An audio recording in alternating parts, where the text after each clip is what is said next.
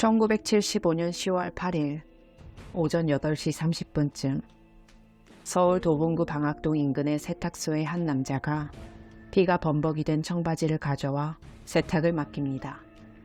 친구랑 싸우다가 코피가 청바지에 묻었다는 믿기 힘든 말을 하고 돌아갔죠.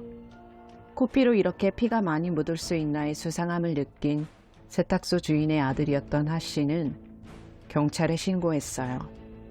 오후 4시경 청바지를 맡겼던 남자가 청바지를 찾으러 왔을 때 근처에 숨어있던 형사에 의해 체포됩니다. 잡힌 직후 이 남자는 청바지에 묻은 피에 대해서 여러 차례 진술을 바꿨는데요. 처음엔 세탁소 주인에게 말했던 것처럼 친구랑 싸우다가 피를 흘렸다고 주장했다가 이후에는 동네 뒷골목에서 불량배들에게 구타를 당해서 피를 많이 흘렸다고 말을 바꿨죠. 당시 청량리역 주변에는 사창가가 있었고 사창가들을 조폭들이 관리했던 터라 충분히 그럴싸했습니다. 그래서 형사는 이 남자가 언급한 동네로 가서 불량배들을 상대로 탐문 수사를 벌였지만 이 남자와 싸웠다고 하는 사람은 단 한 명도 없었죠. 형사에게 거짓 진술을 하고 피 묻은 청바지를 세탁소에 맡긴 이 남자는 김대두, 체포 당시 26살이었어요. 김대두는 1949년 전남 영암에서 삼남 4녀 중 장남으로 태어났습니다. 어려운 생활 속에서도 장남만큼은 번듯하게 키우고 싶었던 그의 아버지는 그가 명문중학교에 진학하길 원했죠. 하지만 당시 15살이 돼서야 국민학교를 졸업했을 정도로 머리가 그다지 좋지 못했던 김대두는 공부에는 전혀 관심이 없었어요. 광주까지 보내 중학교를 보내기 위해 재수까지 시켰지만 김대두는 방황만 해댔고 결국 아버지도 포기하게 됩니다. 17세가 되던 해 중학교 진학을 포기하고 고향에서 농사를 돕던 그는 교육열이 강했던 아버지와 부딪히는 날이 많았죠. 그래서 큰돈을 벌고 싶다는 마음으로 목포에 위치한 한 가구점에 취업했지만 얼마 지나지 않아 그만두고 전라도 지역에서 머슴일을 하거나 품삯을 받아 심부름을 하고 양복점에서 일하는 등 다양한 일을 전전했어요. 5년 뒤 모든 일을 그만두고 다시 고향으로 내려온 그는 집에서 한 달 정도 머물다가 현재 가치 55만원가량의 돈인 5만원을 들고 서울로 향했죠. 성북구 송천동에 보증금 10,000원에 월 3,000원짜리 월세집을 얻은 후에 마땅한 일이 없어 무직으로 떠돌이 생활을 이어갔는데요. 이때 돈이 없어 군에 입대하려고 지원했지만 왜소하고 허약한 체질로 인해 군대를 면제받게 됩니다. 군대까지 면제되니 자신감도 자존감도 많이 떨어진 상태였죠. 그렇게 서울에서 생활하면서 폭력 사건에 휘말려 전과 이범해 범죄자가 되어 징역형을 선고받아 교도소에 2차례 수감됐고 출소하고 고향으로 다시 내려갔어요.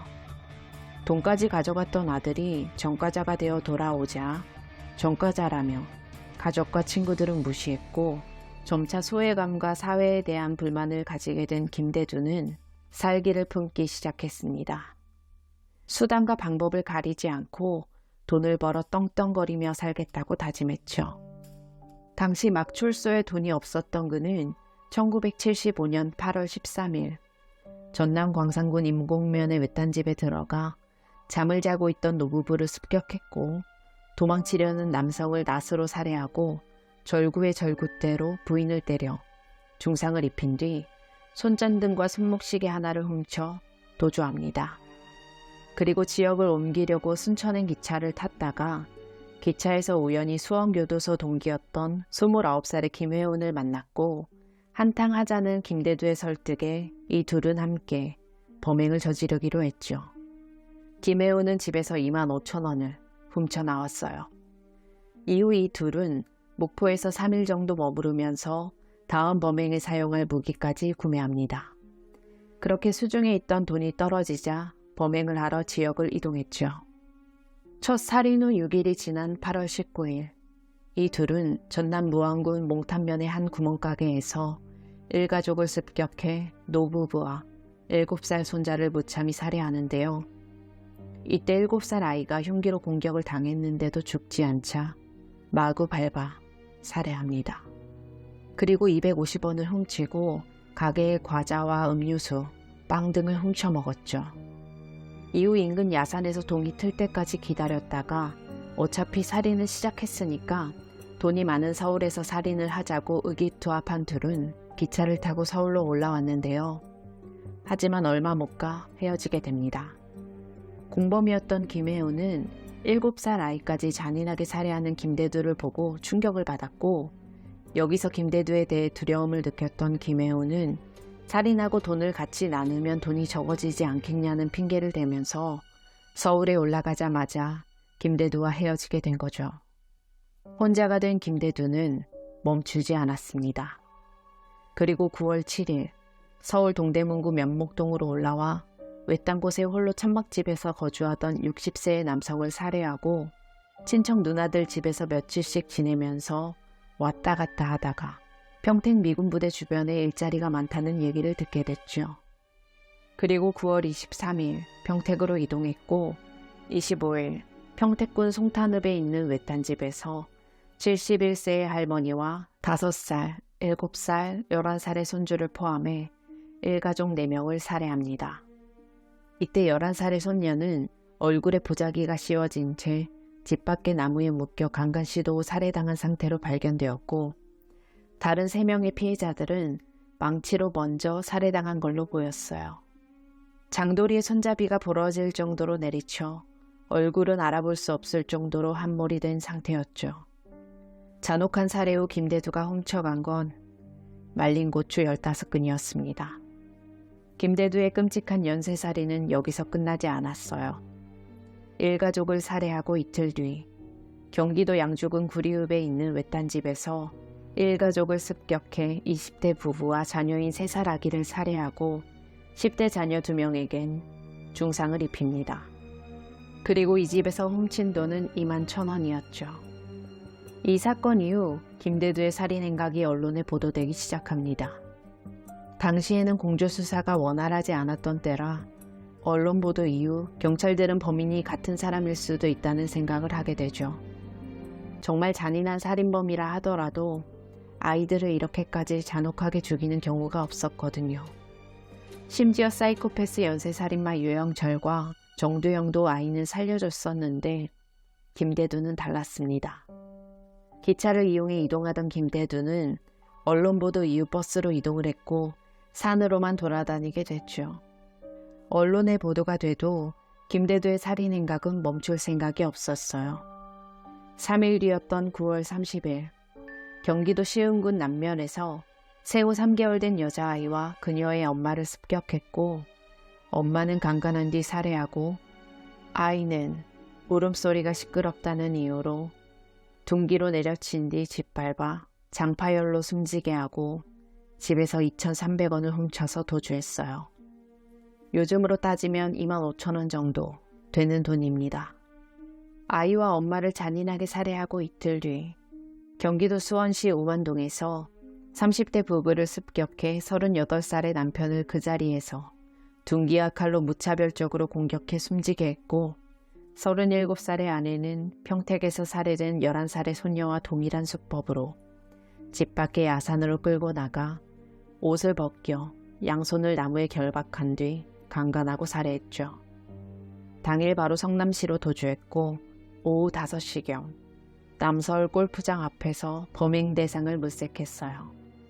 이때 골프장 캐디였던 21살의 여성의 목에 칼을 대고 숲속으로 끌고 갔죠. 그리고 또 옷을 벗겨 나무에 양손을 결박하고 강간을 시도하려는 찰나 도로가에서 차량 불빛이 비쳐 여성은 살려달라고 소리쳤고, 당황한 김대두는 산속으로 도주합니다. 도주에서 영등포로 이동해 배회하다가 교도소에서 갓 출소한 23살의 청년에게 접근해 한탕하자며 범행을 제안했어요. 이 남자는 흔쾌히 제안을 수락했고 같이 사촌매형의 집으로 가게 됐는데, 여기서 이 남자가 사촌매형의 돈 3,000원과 구두를 훔쳐 달아납니다. 이 일로 사촌매형이 김대두를 꾸짖고 집에서 쫓아내버렸죠. 화가 난 김대두는 이 남자를 찾으러 다녔어요. 범죄자들끼리는 뭔가 통하는 게 있는 건지 용산역 부근에서 이 남자를 잡게 됩니다. 잡힌 남자가 싹싹 빌었죠. 그랬더니 김대두가 알겠다, 봐주겠다, 대신 나랑 한탕하자 했고 그 남자는 뭐든 시키는 대로 다 하겠다고 했어요.